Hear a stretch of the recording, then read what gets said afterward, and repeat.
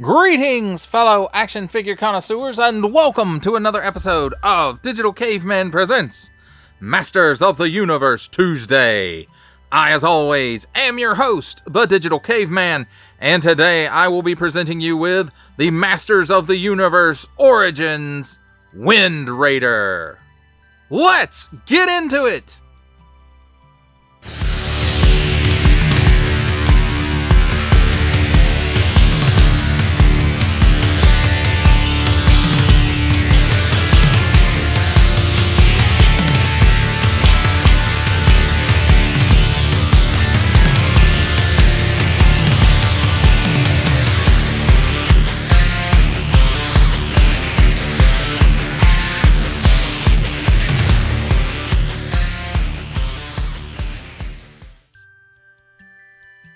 Let's start things off with a look at the packaging, and let's start here at the bottom.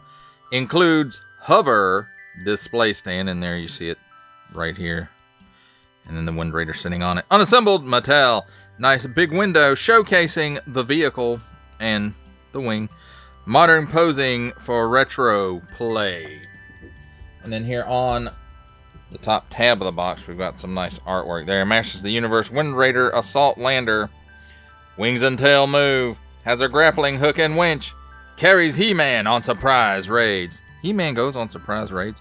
And then it looks over here like there's a evil version of the Wind Raider over here. And that looks kind of cool too. So it wouldn't take much. They could actually do a little bit of retooling on this and make that so there. But then we have Castle Grayskull in the background. Stratos there. The moon, or a moon. Some clouds, whatever. And it's very nice artwork, as always, on Masters of the Universe. Then we have Masters of the Universe Wind Raider Assault Lander, and then we've got a battle scene going on there. And then we'll spin it around to the other side. Masters of the Universe Wind Raider Assault Lander. And then, again, got some action artwork going on there. On the bottom, Masters of the Universe Wind Raider Assault Lander. Small, fine, legalese print, made in Vietnam print. Symbols I'm not going to learn. Contents, one vehicle, one stand, one base assembly required. So, I paused where I shouldn't have there. But anyway, some recycled stuff and a barcode. And finally, on the back, we have this nice artwork. The heroic warriors pilot the Wind Raider into battle with incredible death-defying maneuvers. And again, just fantastic artwork as always for Masters of the Universe. And then here's some of the features of it. Here's the cross-sell of Castle Grayskull Wind Raider, Buzzsaw Hordak, Battle Armor He-Man, and Battle Armor Skeletor. And Mattel. That, my friends, completes our look at the packaging. Let's take a look at the vehicle and the accessory. And let's start with the accessory, which is a stand, a flight stand. It also has this sticker here on this console. Hey, you.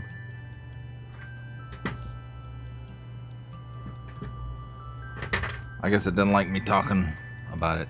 But anyway, there's a nice little sticker on this console unit, showing some, readouts and stuff. It ain't on there quite straight on this version of it.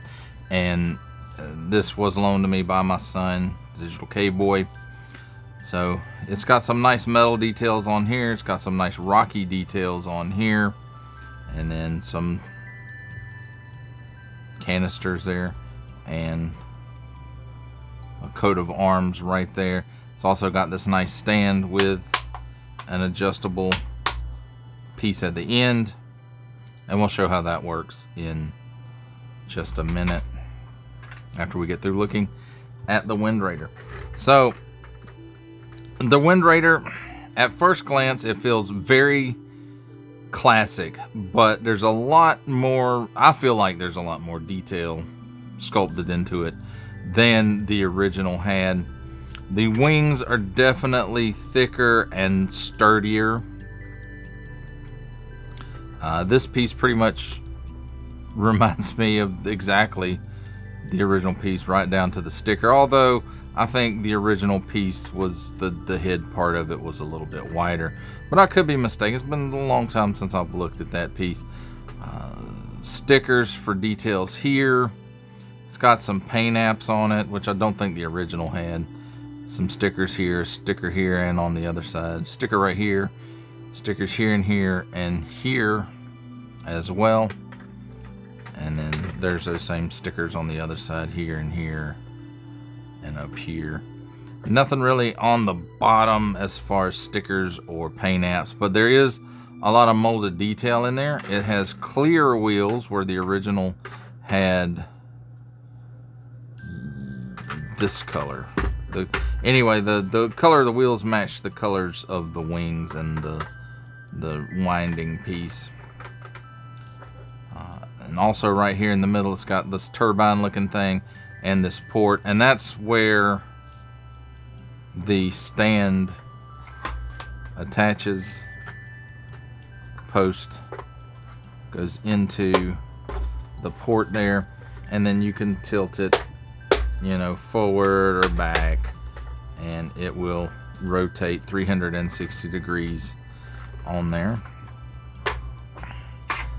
Now the seat, there's actually a seat in this one, and molded details there in the floorboard. I don't know how well you can see that. Let's get the handy dandy pin light. So there you can see some of the detail in there. It's actually, again, got a seat in it, and the seat does have details to make it look like a seat. It also has some control posts right here. The wings are separate pieces that have to be put on, and they will rotate 360 degrees. So as he's flying, I guess you can make him do flaps or whatever. This also, I believe we had to put this piece on. And like the original, it's a separate piece, and it moves left and right to steer the ship while it is in flight. And also like the original, it does have a grappling hook. However, this one is spring-loaded, and here is the button right here. And of course, let's turn it this way. It didn't go very far because the string wasn't pulled out. But if you pull the string out a little bit and load it in, it will go all the way to the end of the string. And then of course, again, like the original, this piece, you wind it and it pulls the string back in. So that's neat. Little homage to the original while updating it for newer collectors and kids who like it. Again, I mentioned that it had the wheels on it. It does roll pretty good. And when I was talking about the stickers, I forgot to mention the decals for the jet thrusters as well. Now, as far as does it seat more than one figure? No, it still seats one figure like the original. And unlike the original though, now you have to fight with them to get their hands on the control sticks. With the original, just throw the guy in the Wind Raider and go to work. But there you go. And I would say, you know, that fits probably just about as well as, maybe a little bit better. They sit in it a little bit better, I think, than the original.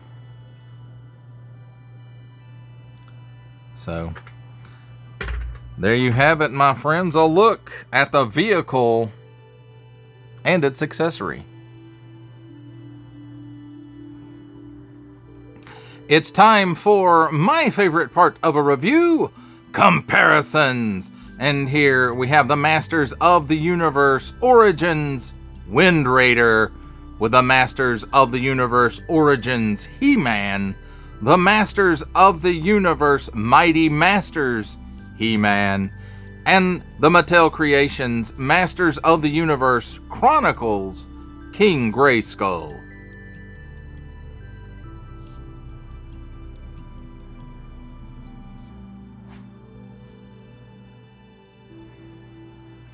For our last set of comparisons, here we have the Masters of the Universe Origins Wind Raider, with from the Marvel Legends series making his cameo appearance, Stan the Man Lee. From G.I. Joe Classified series, the Hasbro Pulse exclusive Regal variant Cobra Commander. From Star Wars The Black series, the Archive Edition 501st Legion Clone Trooper. And for a 7-inch scale comparison from the Masters of the Universe Masterverse line, the 40th Anniversary He-Man.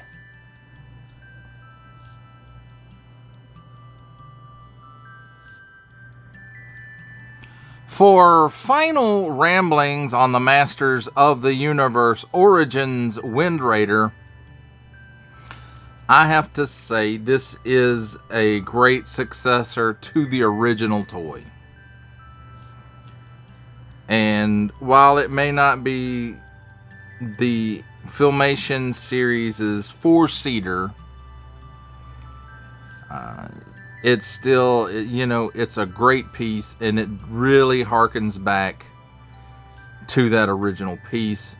And the nostalgia on this one is pretty big. And I have to say, the improvements they made on it, they had to have gone back and looked at what the tolerance issues and stuff like that were with the original, because the wings, especially the posts that hook into the ship for the wings, are much, much thicker than the originals. I can remember my brother and I had to glue ours back on several times. The steering fin is thicker than the original, and it fits tighter onto the ship and actually pretty much stays where you put it. I don't think the range of motion on it is quite what the original one had, but you know, I'll take the stability over the range in this case. The fact that they're still using stickers on this instead of you know, totally doing the paint apps, I'm sure it was a cost-saving feature, or a feature to hit, you know, a certain price point or whatever. But I really would have loved for all those sticker details, at least on the sides of the ship, not necessarily the control surfaces, but you know, the stuff on the outside, to have all been molded and painted. That would have looked fantastic. And maybe a little bit more paint detail on the headpiece, the skull piece that twists the cord back in for the grappling hook. And I love the fact that they took the grappling hook, they kept it on here, and then they made it better by making it a spring action feature rather than, you know, just a manual feature like the original. And especially in this day and age when you don't get much in the way of spring action features anymore. But you know, if you haven't already looked at this, or if you're a fan of it and you don't already have it, you know, it's probably too late, because this thing's ended up at Ollie's and probably Ross and you know, lots of discount places. And I you know, I guess they maybe just overproduced it, because it's not that it's a bad piece, it's actually a great piece. So there is that. Well, that does it for the review. I hope you enjoyed it. I enjoyed making it. Only support from viewers like you make this programming possible.